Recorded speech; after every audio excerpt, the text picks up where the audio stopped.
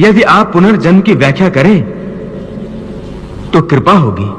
पार्थ, इस सृष्टि के प्राणियों को मृत्यु के पश्चात अपने अपने कर्मों के अनुसार पहले तो उन्हें परलोक में जाकर कुछ समय बिताना होता है, जहां वो पिछले जन्मों में किए हुए पुण्य कर्मों अथवा पाप कर्मों का फल भोगते हैं। फिर जब उनके पुण्यों और पापों के अनुसार सुख दुख को भोगने का हिसाब खत्म हो जाता है, तब वो इस मृत्यु लोक में फिर से जन्म लेते हैं। इस मृत्यु लोक को कर्म लोक भी कहा जाता है, क्योंकि इसी लोक में प्राणी को वो कर्म करने का अधिकार है जिससे उसकी प्रारब्ध बनती है। हे केशव, हमारी धरती को मृत्युलोक क्यों कहा जाता है? क्योंकि हे अर्जुन, केवल इसी धरती पर ही प्राणी जन्म और मृत्यु की पीड़ा सहते हैं। अर्थात दूसरे लोकों में प्राणी का जन्म अथवा मृत्यु नहीं होती?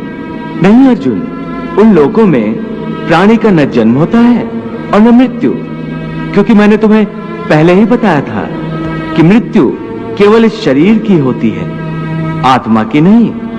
आत्मा तो न जन्म लेती है और न मरती है। तुमने तो यह भी कहा था कि आत्मा को सुख दुख भी नहीं होते, परंतु अभी कह रहे हो कि मृत्यु के पश्चात आत्मा को सुख भोगने के लिए स्वर्ग आदि में अथवा दुख भोगने के लिए नरक आदि में जाना पड़ता है।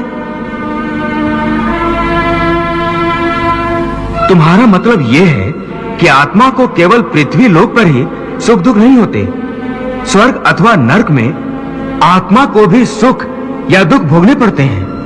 नहीं अर्जुन, आत्मा को कहीं किसी स्थान पर या किसी काल में भी सुख दुख छू नहीं सकते,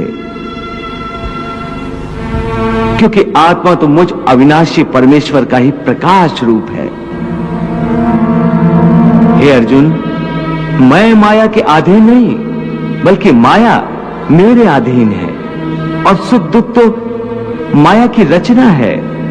इसलिए जब माया मुझे अपने घेरे में नहीं ले सकती, तो माया के रचे हुए सुख या दुख मुझे कैसे छू सकते हैं? सुख दुख तो केवल शरीर के भोग हैं, आत्मा के नहीं। हे केशव, लगता है कि तुम मुझे शब्दों के मायाजाल में भरमा रहे हो। मान लिया कि सुख दुख केवल शरीर के भोग हैं, आत्मा इनसे अलिप्त है, फिर जो शरीर उनको भोगता है उसकी तो मृत्यु हो जाती है, वो शरीर तो आगे नहीं जाता। फिर स्वर्ग अथवा नरक में सुख दुख को भोगने कौन जाता है?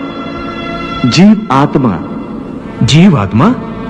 हाँ पार्थ, जीव आत्मा। ये जीव आत्मा क्या है केशव?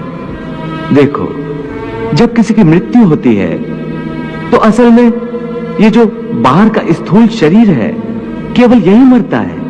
इस स्थूल शरीर के अंदर जो सूक्ष्म शरीर है वो नहीं मरता।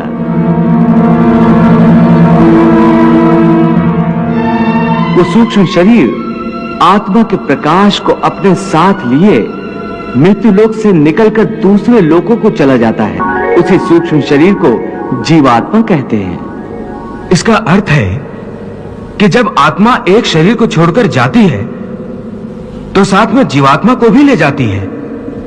नहीं अर्जुन, ये व्याख्या इतनी सरल नहीं है। देखो, जैसे समुद्र के अंदर जल की एक बूंद समुद्र से अलग नहीं है, उसी महासागर का एक हिस्सा है। वो बूंद अपने आप सागर से बाहर नहीं जाती।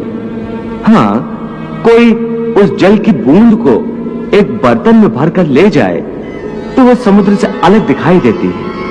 इसी प्रकार सूक्ष्म शरीर रूपी जीवात्मा उस आत्म ज्योति के टुकड़े को अपने अंदर रखकर अपने साथ ले जाता है। यही जीवात्मा की यात्रा है, जो एक शरीर से दूसरे शरीर में, एक योनि से दूसरी योनि में विचरती रहती है। हे अर्जुन, जीवात्मा जब एक शरीर को छोड़कर जाती है तो उसके साथ उसके पिछले शरीर की वृत्तियां, उसके संस्कार और उसके भले कर्मों का लेखा जोखा अर्थात उसकी प्रारब्ध सूक्ष्म रूप में साथ जाती।